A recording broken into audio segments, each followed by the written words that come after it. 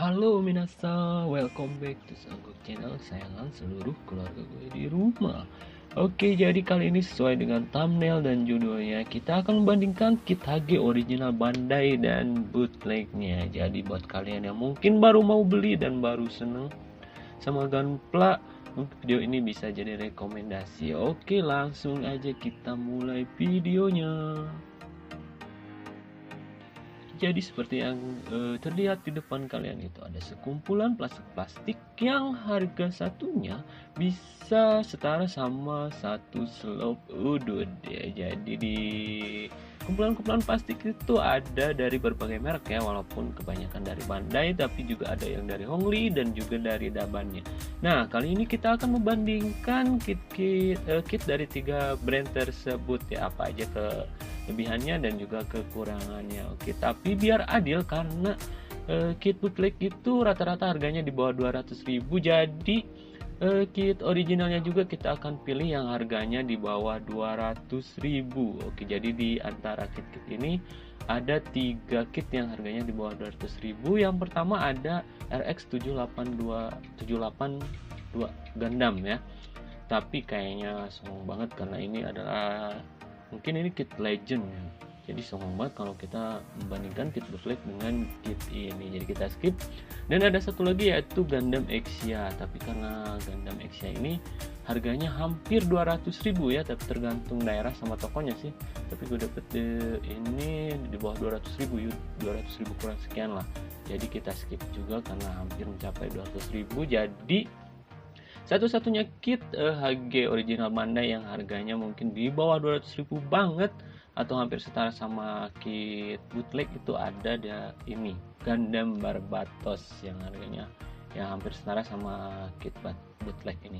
Dan untuk bootlegnya di sini gue punya dua kit dari Hongli, ada Double Oraser sama Sword Impulse Gundam. Dan dari Daban gue cuma punya satu, jadi ini satu-satunya kit yang akan kita bandingkan yaitu Earth 3 Gundam ya dari Daban. Oke, langsung aja kita mulai membandingkan kit-kit ini.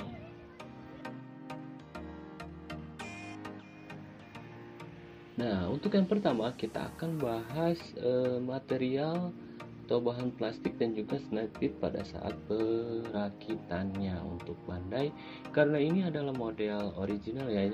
Jadi proses perakitannya atau snap-fitnya itu enak banget, dan juga bahan plastiknya itu udah bagus banget karena ini standarnya juga ya.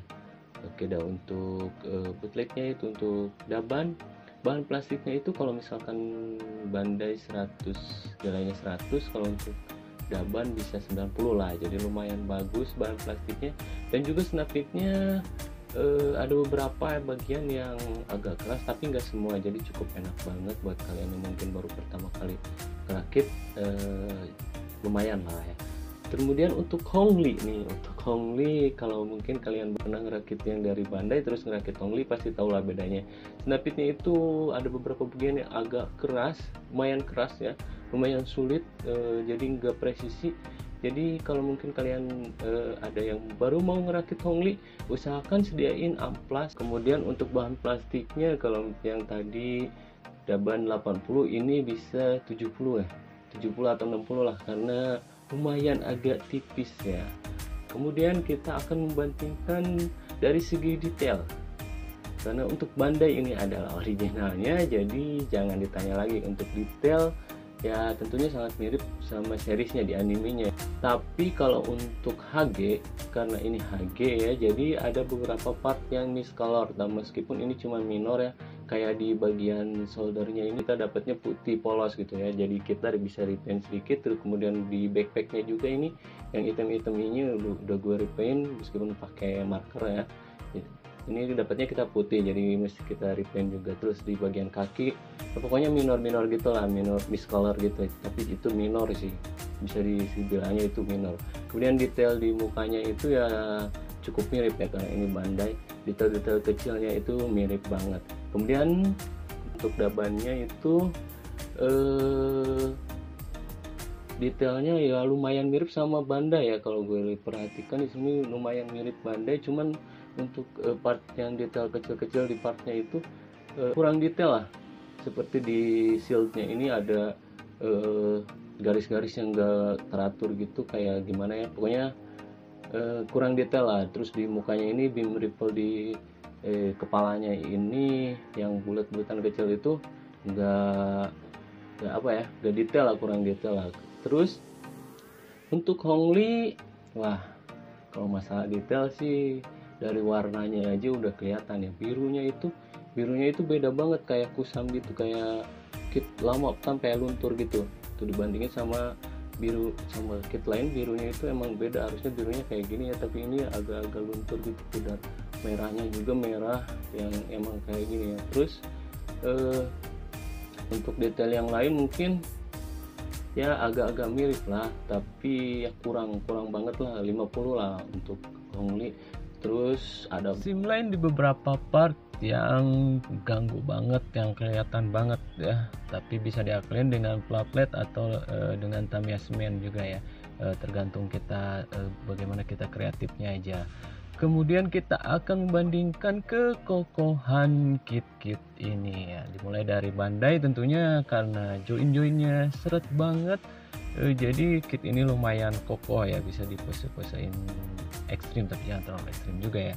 Terus untuk Daban ini join-joinnya seret banget ya, lumayan bagus lah, worth it buat pose-pose, jadi enak banget. Tapi ada beberapa part yang gampang copot ya, cuma satu sih kayaknya, ada di backpack sayapnya ini gampang copot, entah semuanya atau cuman punya gue aja.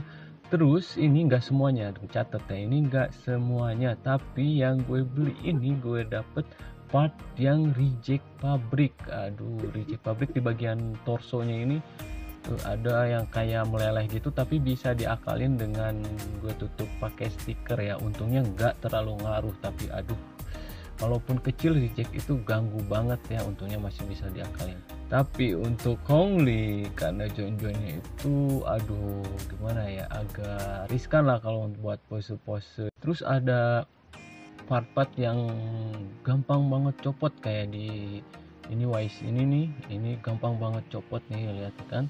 Terus di swordnya gampang copot juga, pokoknya banyak banget part yang gampang copot. Tapi buat si risernya ini lumayan kokoh lah, tapi jadi nggak terlalu worth it buat pose-pose ekstrim. Nah, jadi buat kalian yang pengen ngerakit Gunpla tapi budgetnya minim ya, mungkin Daban bisa jadi alternatif. Tapi di sini gue gak bilang kalau Hongli itu jelek ya, tapi ya gak rekomen lah buat kalian yang pengen beli Gunpla dengan dana yang minimal. Mungkin bisa nabung dulu biar duit kalian cukup, terus mending beli yang ori sekalian. Tapi buat kalian yang mungkin pengen belajar repaint, salah mending beli Hongli dulu, beli bootleg dulu. Atau mungkin buat kalian yang buat ngelengkapin koleksi ya, bisa worth it lah kalau buat ngelengkapin koleksi ya. Kalau untuk ukuran tingginya kayaknya nggak masuk akal kalau kita bandingkan kit, misalnya kit original ini agak tinggi daripada kit bootleg, tapi kitnya beda, itu nggak masuk akal ya, karena setiap mobil suite atau setiap Gundam di seriesnya itu tingginya emang beda-beda. Jadi kalau misalkan kita bandingkan Barbatos sama Double O Racer, punya ketinggian Barbatos, dan apakah itu karena kitnya bootleg? Enggak gitu ya. Jadi karena di setiap seriesnya tingginya emang beda-beda, kecuali kalau misalkan kita bandingkan kit Double O Racer dari Hongli dengan kit Double O Racer dari Bandai, dan ternyata tinggian dari Bandai, baru itu bisa dibilang karena efek faktor kitnya emang bajakan. Gitu aja di video kali ini, dan sampai jumpa di video berikutnya. See you.